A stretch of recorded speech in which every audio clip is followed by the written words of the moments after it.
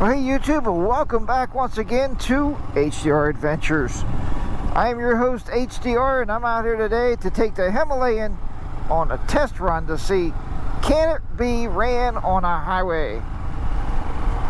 A lot of people are saying Himalayans are not worth it to be on a highway. Well, let's take it here. We don't have very far to go. I did see a police officer down here when I came through before, but this guy's got me out.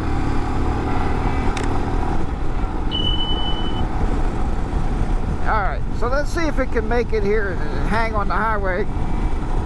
Right now, if you see that, we're doing 65 miles an hour. And, you know, it's not really vibrating that bad. And I'm doing like 5,000 RPM. Let's go up this little upgrade here. Hopefully too much wind is not coming in this microphone. I'm going up a hill now. Again, I'm at 5,000 RPM, and I'm right about 68 miles an hour. And the bike is not really over vibrating. It's not like shaking me off the bike or anything, you know. I mean, we talked about this before, folks. It's a motorcycle. There's a motor under your butt. It's going to vibrate a little bit, right? That's what it does. Fifth gear wound out. 5,800 RPMs, 75 miles an hour.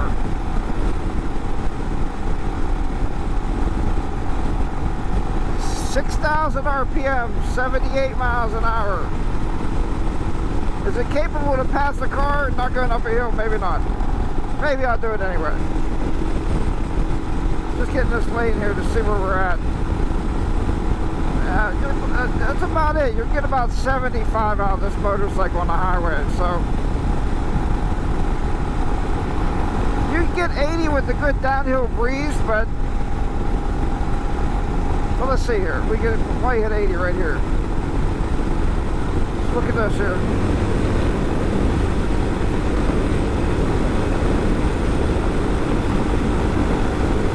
You see that? 80 miles an hour.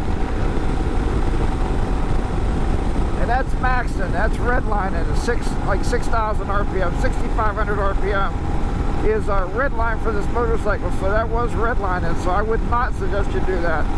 But can it ride at 70 miles an hour all day on the highway? Absolutely, you can do it just fine. And just motivate down the highway at 70 miles an hour.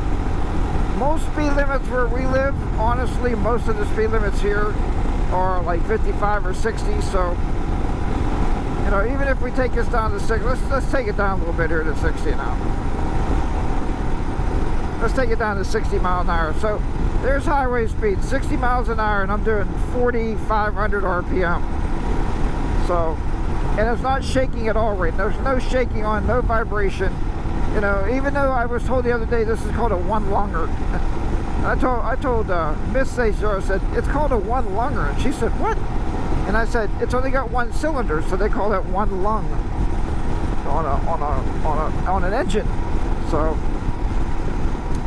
yeah, it's very comfortable. I'm doing 60 miles an hour right now on the highway. Yeah, cars are going to pass you. That's okay, right? I'm not a speed demon. Just a really nice cruising motorcycle to cruise the highway here, and you can take a trip on this bike. You know, I do have some modifications coming up and suggestions I would do on it before you take it on a trip, but that's just me. I mean, you know, I'm not the same as everybody.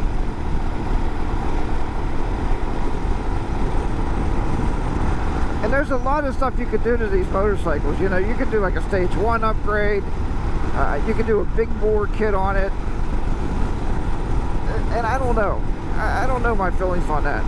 You know, the motorcycle is built for a reason, and so you want to take this little engine, you want to try to make it big, you know, like a big engine. I don't know if that's the greatest idea in the world or not. I mean, and they seem to do well. I know one guy that did a big bore kit, and I can't remember his name right off the bat here. One of the channels I watch, and now he is not able to take his bike on a trip because he's having some kind of piston issue in there. So you know, you're messing with that single cylinder engine. You know, you don't want to do a whole lot to it. That's my opinion. I mean, everybody has their own opinion. Now, do I believe a stage 1 kit would be good? Yeah, I think it would open it up, give it a little bit more airflow, give it a better exhaust system for a little bit more exit of air, and I think that's a pretty good idea. But you know, tearing the whole motor down, and I've even looked at the cam. You can put a cam in here and do basically like a stage 2. I guess the whole rebuild, the big bore kit, would be like a stage 3 or a stage 4 comparable to a Harley Davidson. But you can put a cam in here and do kind of like a stage 2 upgrade, which everybody says it makes it run a lot better. It cleans it up. You can change the sprockets. You can put it has a 13 tooth sprocket on it now. Was it 13 or 16? 16 tooth, and you can put 17, or was it 13.4? You know what I mean. You can put one more sprocket. When you put one more tooth on the sprocket, that seems to get you lower RPMs and better rotation, you know, of the wheels based on the RPM that the bike is going. But you know, you got to know why you're buying a motorcycle. If you're buying a Himalayan to save money and then you want to take it, you know, cross country, I'm sure you can do it. Might not be the most comfortable choice I would make, but you could do it. You know, I'm trying to be honest here too. Would I do it? Well, no, because I have another option. If I didn't have another option and a buddy said, hey, let's go ride Route 66 from Chicago to the West Coast, would I do it on the Himalayan if it's the only bike I had? Sure, I would. Sure, I would do it. I would at least attempt it. But see what I mean? I couldn't have made that trip any faster on my Harley, or even in my car, because that's about the speed we drive, about 60 miles an hour. So watch, I'll get home and there'll be this big puddle of oil on the floor. Be like, oh, you blew the motor, you dumbass. Nah, I'm sure it'll be fine. It's running fine. By now, if you blew the motor, you would know it, because you'd be losing compression like crazy.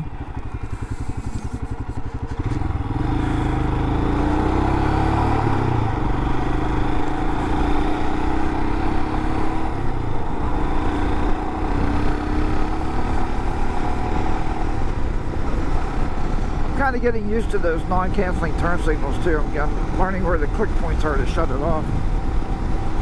Alright, well, I just wanted to throw that out there to you guys, to you people that are looking at the Royal Enfield Himalayan and thinking, man, that bike is slow, it's a piece of garbage, it's, you know, it's this and it's that.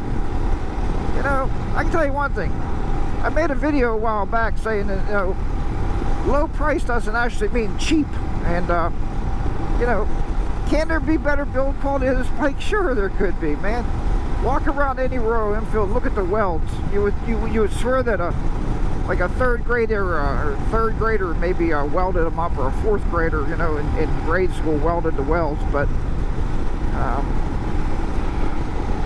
you know, I mean, I don't know who they have working on these motorcycles when they build them, but the build quality has gotten better since 2017 when they hit the US.